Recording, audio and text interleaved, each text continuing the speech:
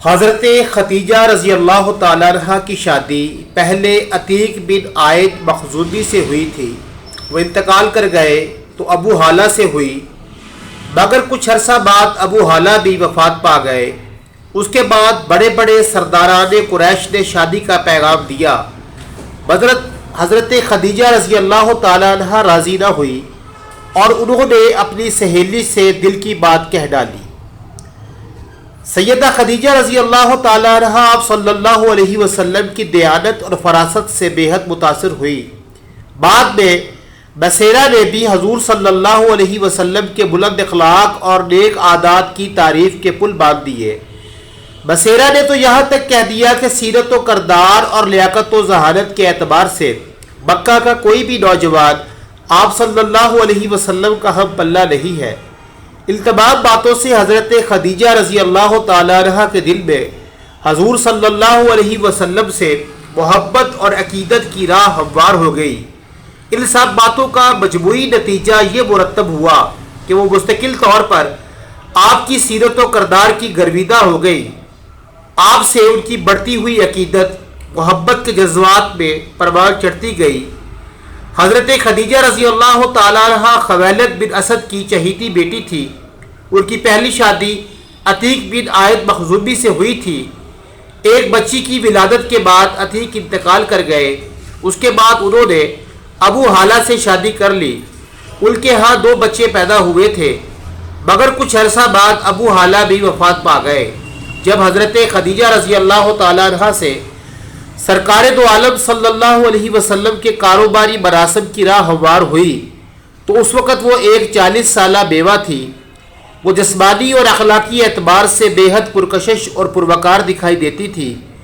حضرت خدیجہ صرف جسمانی طور پر ہی صحت مند نہ تھی، بلکہ ان کی اخلاق و عادات کا شہرہ زبان زد خلائق تھا۔ چنانچہ اس غیر معمولی اخلاقی پاکیزگی کی وجہ سے انہیں مکہ بھر میں طاہرہ یعنی پاکیزہ خاتون کے معزز لقب سے یاد کیا جاتا تھا۔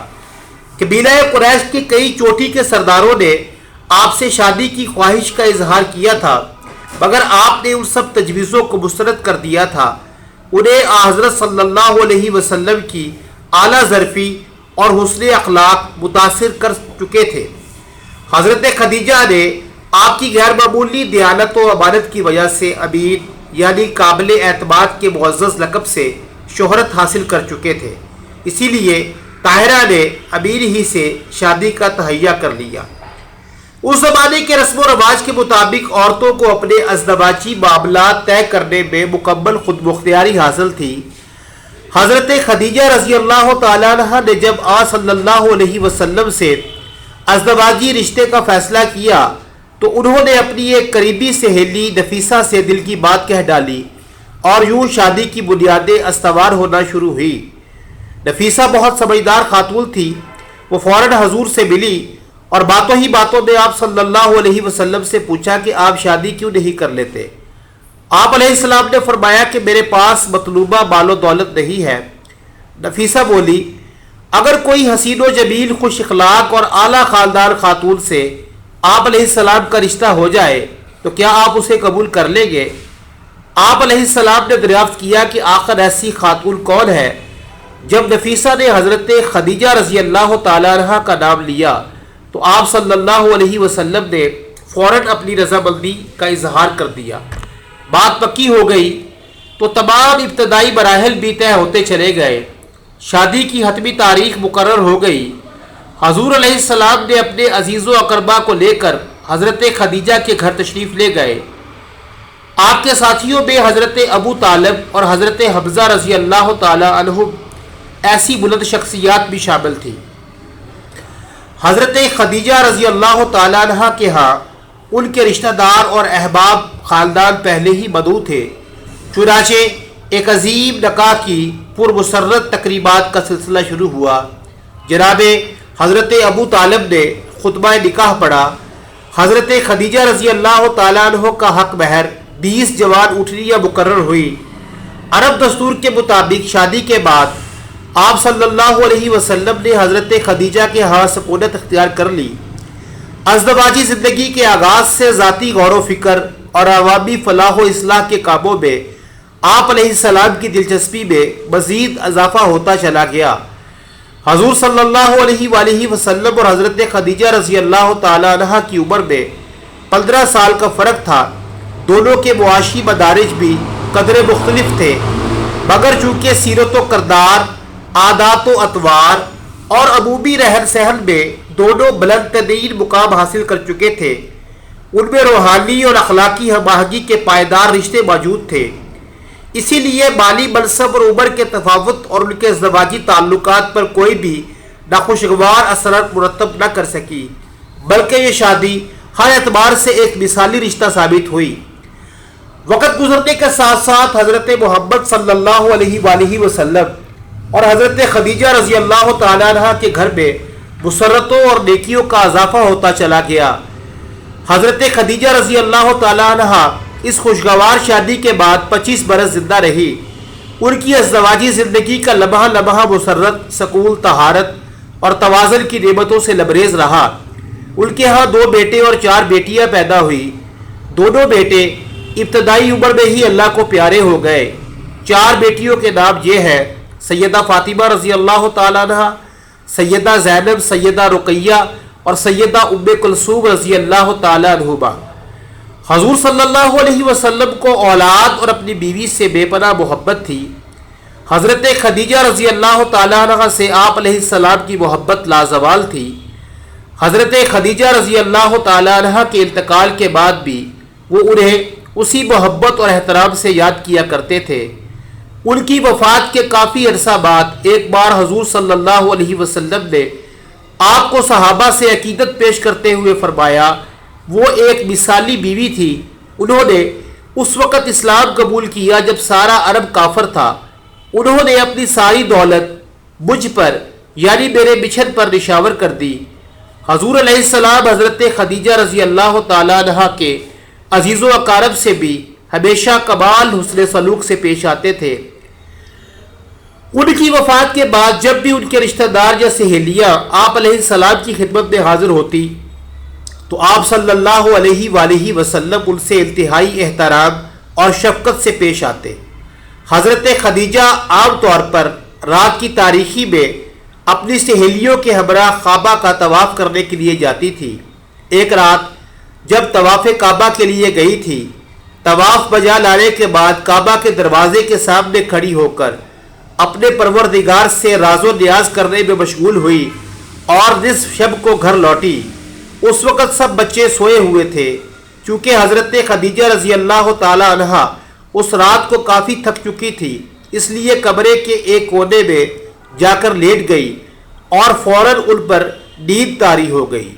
انہوں نے خواب میں سورج کو انسان کی شکل میں دیکھا کہ مکہ کے آسمان سے طلوع ہو کر رفتہ رفتہ ان کے گھر کی طرف آ رہا ہے۔ جب سورج ان کے گھر میں پہنچا تو وہاں پر رک کر اس نے تمام دنیا میں نور پھیلا دیا اور لوگ جوک در جوک اس سورج کو دیکھنے کے لیے ان کے گھر آ رہے تھے۔ حضرت خدیجہ تعجب اور حیرت کے عالم میں نیند سے بیدار ہوئی اور اپنے ارد گرد ایک نظر ڈالی۔ انہوں نے سوئے ہوئے اپنے بچوں کے علاوہ کسی کو نہیں دیکھا۔ پھر وہ اپنے چہرے پر ہاتھ پھیرنے کے بعد چند قدم چلی اور واپس لوٹ کر پھر لیٹ گئی، لیکن اب انہیں نیند نہیں آئی اور چند لمحے پہلے دیکھا ہوا خواب ان کے ذہن پر مسلسل چھایا رہا۔ حضرت خدیجہ بخوبی جانتی تھی کہ ان کا یہ خواب ایک معمولی خواب نہیں ہے، اس لیے انہوں نے اس سلسلہ میں گھنٹوں غور و خوض کیا لیکن کسی نتیجہ پر نہیں پہنچی، اور دوسری جانب سے اس سلسلہ میں غور و فکر کرنا ان کے لیے نیند آنے میں رکاوٹ بن رہا تھا۔ اس طرح ان کا یہ خواب یعنی سورج کا انسان کی شکل میں آنا اور ان کے گھر میں داخل ہونا اور لوگوں کا جوق در جوق اسے دیکھنے کے لیے ان کے گھر آنا پو پھٹنے تک ان کے ذہن پر چھایا رہا۔ وہ صبح ہونے تک انتظار کر رہی تھی تاکہ اپنے چچیرے بھائی ورقہ بن نوفل کے پاس جا کر اپنی اس خواب کو ان کے سامنے بیان کرے، شاید اس کی کوئی تعبیر ہو۔ صبح اور سورج طلوع ہونے کے بعد وہ اپنے بھائی ورقہ بن نوفل کے گھر گئی اور جو کچھ خواب میں دیکھا تھا اسے منوعد ان کے سامنے بیان کیا۔ یوں ہی ان کی بات ختم ہوئی، ورقہ بن نوفل کے چہرے پر ایک خوبصورت مسکراہٹ رونما ہوئی اور انہوں نے حضرت خدیجہ سے مخاطب ہو کر کہا، مبارک ہو تم پر اے میری چچا زاد بہن، اگر تمہارا خواب صادق ہوا تو آپ صلی اللہ علیہ وسلم تمہارے گھر آئیں گے اور تمہارے گھر کا نور تمام عالم کو منور کرے گا۔ حضرت خدیجہ گہری سوچ میں پڑ گئی کہ نور نبوت کیسے ان کے گھر آئے گا اور ان کا گھر کیسے تمام دنیا کے لیے نور کا مرکز بنے گا۔ حضرت خدیجہ ایک مدت تک اس خواب کے بارے میں غور و فکر میں مشغول تھی اور اس کی تعبیر کا انتظار کر رہی تھی۔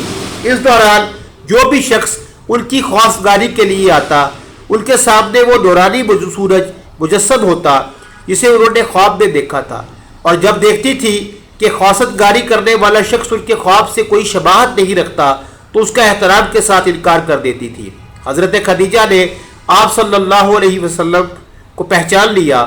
مکہ کی عورتیں ایک رسم کے مطابق قدیم زمانہ سے ہر سال ماہ رجب کی ایک رات کو کعبہ کے پاس جمع ہوتی تھی اور جشن و سرود کی ایک محفل منعقد کرتی تھی، اور اس محفل میں اہل کتاب میں سے ایک دانشور کو تقریر کرنے کی دعوت دی جاتی تھی۔ ایک رات ایسی ہی ایک محفل منعقد ہوئی۔ جب حضرت خدیجہ اس محفل میں پہنچی، اس وقت ایک یہودی عالم نے اپنی تقریر کرنا شروع کی تھی۔ اس کی تقریر کے دوران اچانک حضرت صلی اللہ علیہ وسلم کعبہ کے پاس سے گزرے۔ تقریر کرنے والے اہل کتاب کی نظر جو ہی حضرت صلی اللہ علیہ وسلم پر پڑی تو اس نے اپنی تقریر کو روک کر عورتوں سے یوں خطاب کیا، اے قریش کی خواتین، جو جوان ابھی بھی کعبہ کے سامنے سے گزرا ہے وہ مستقبل میں نبی آخر الزمان ہوگا۔ آپ میں سے جو بھی اس کی شریک حیات بن سکتی ہو اس میں تاخیر نہ کرنا۔ اس اہل کتاب دانشور کے کلام کو سن کر خواتین میں ہلچل مچ گئی۔ ان میں سے بعض عورتیں اس دانشور کے کلام پر ہنستی تھیں اور بعض عورتیں مذاق اڑاتی تھیں اور بعض عورتیں اس کو برا بھلا کہتی تھیں۔ بہرحال محفل شور و گل اور ہلچل سے دوچار ہوئی اور عورتیں متفرق ہو گئی۔ حضرت خدیجہ اس ماجرے کا مشاہدہ کرنے کے بعد فوراً گھر چلی گئی۔ ایک کونے میں خاموش بیٹھ کر غور و فکر کرنے لگی۔ اس دوران کبھی ان کے ذہن میں چند دن پہلے دیکھے ہوئے خواب کا منظر پیدا ہوتا تھا اور کبھی اس یہودی عالم کا کلام یاد آ جاتا تھا۔ اس نتیجے پر پہنچی کہ یہودی دانشور کے کلام اور خواب میں دیکھے ہوئے سورج کے درمیان ضرور کوئی رابطہ ہے۔ دوسرے دن آپ نے اپنی ایک کنیز کو اس یہودی دانشور کے پاس بھیجا، اسے اپنے گھر آنے کی دعوت دی۔ یہ اہل کتاب دانشور جب حضرت خدیجہ کے گھر پہنچا تو آپ نے سوال کیا، اے دانشور، آپ نے کیسے سمجھا کہ محمد خدا کے پیغمبر ہیں؟ یہودی عالم نے جواب میں کہا کہ میں نے ان کی صفات کو توریت میں پڑھا ہے۔ توریت میں آیا ہے کہ پیغمبر آخر الزمان صلی اللہ علیہ وسلم کے ماں باپ ان کے بچپن میں دنیا سے چلے جائیں گے، ان کی کفالت، پرورش اور حفاظت ان کے جد اور پھپھی کرے گی، اور وہ قریش کی ایک خاتون سے شادی کریں گے جو اپنی قوم کی عظیم خاتون ہوگی اور اپنے قبیلہ میں امیر اور صاحب تدبیر ہوگی۔ اس کے بعد اس یہودی دانشور نے حضرت خدیجہ سے مخاطب ہو کر کہا، اے خدیجہ، میری اس بات کو اپنے پاس محفوظ رکھنا اور اسے فراموش نہ کرنا۔ اس کے بعد اس دانشور نے آپ کی عظمت و جلال کے بارے میں چند اشعار پڑھے اور واپس جاتے وقت حضرت خدیجہ سے مخاطب ہو کر کہا، کوشش کرنا کہ آپ ان کو نہ کھو دینا، ان کے ساتھ شادی کرنے میں دنیا و آخرت کی سعادت ہے۔ اللہ پاک ہمیں دین کی مکمل سمجھ نصیب فرمائے اور ہمیں نیکوکاروں میں شامل کرے۔